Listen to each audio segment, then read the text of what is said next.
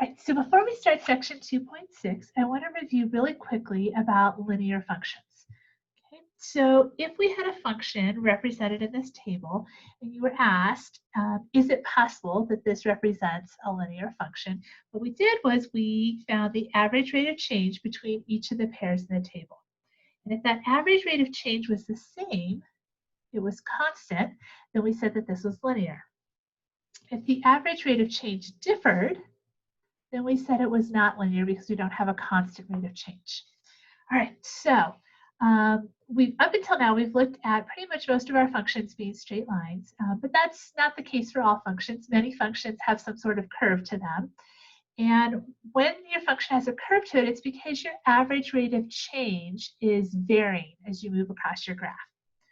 Okay, so let's redefine increasing and decreasing because we've covered that before. And then we're going to tie into that this idea of that average rate of change varying.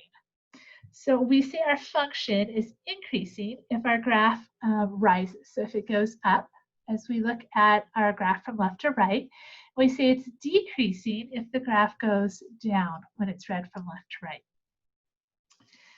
All right, so a function is concave up if the average rate of change increases from left to right. So let's take a look at what that means. So that average rate of change means that we are taking 2 points on our graph and we are connecting them with a straight line, and we're going to find the slope of that line. So that would be our average rate of change. And here, our average rate of change is negative. We have a downhill line. If I put another point on here, we find another line through there. This one here is also negative, but it's not quite as steep. Right? This one's a little bit flatter.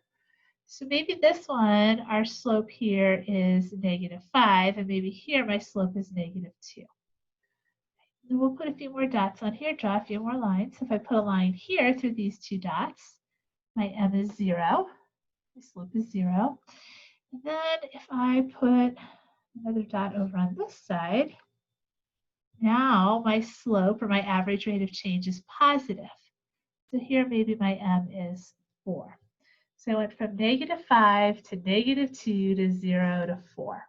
Okay? So in other words, my average rate of change is increasing. That value is getting bigger as I move across my graph from left to right. All right, we would say our function is concave down if we get the exact opposite. Our average rate of change decreases from left to right. So here we have a picture of concave down.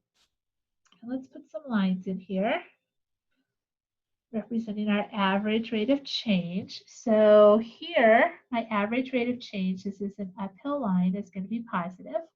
So maybe that m is equal to 4. Put another one here. Okay, so this line is also still positive. The average rate of change to my slope is positive, but maybe here m is 1.5. Okay, so it's not quite as steep, so we're getting a little different number there. All right, here is an m equals 0. I put another one here. Now I'm going to get a downhill line, which means my average rate of change is negative. So maybe m is -3. And if I look at these, as I work my way around this graph, I have 4, 1.5, 0, -3. Okay, so my slopes are getting smaller and smaller and into the negatives. So we would say this is concave down if your average rate of change decreases. Okay. All right, we would call this shape here, usually the way I remember this is I think of concave down as being an umbrella. Like the rain is coming down on top of us and we need an umbrella. And concave up, I tend to think of that one as just a bowl. All right, so come back to the next video and we'll look at a practical example of this with a word problem.